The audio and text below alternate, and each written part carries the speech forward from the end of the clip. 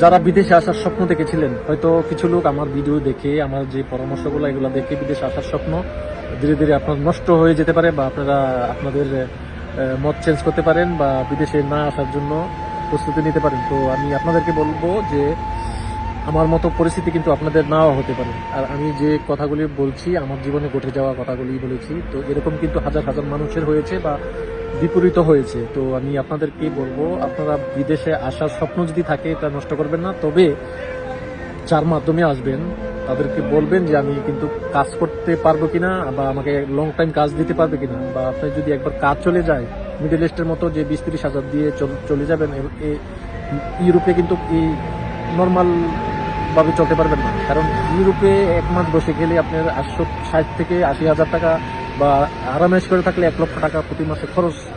তো এই টাকা কিন্তু আপনি 6 মাস 1 বছর যদি কাজ না থাকে, আপনি তখন নিজেকে আর সান্ত্বনা দিতে পারবেন না। তাই আপনাদেরকে যে বর্তমান যে পরিস্থিতি, এটা নিয়ে আমি ভিডিও করেছি, বা আমি নিজেও 6 মাস কাজ পাইনি, 6 মাসে কিন্তু প্রায় 6 লক্ষ টাকা বসে বসে খেয়েছি।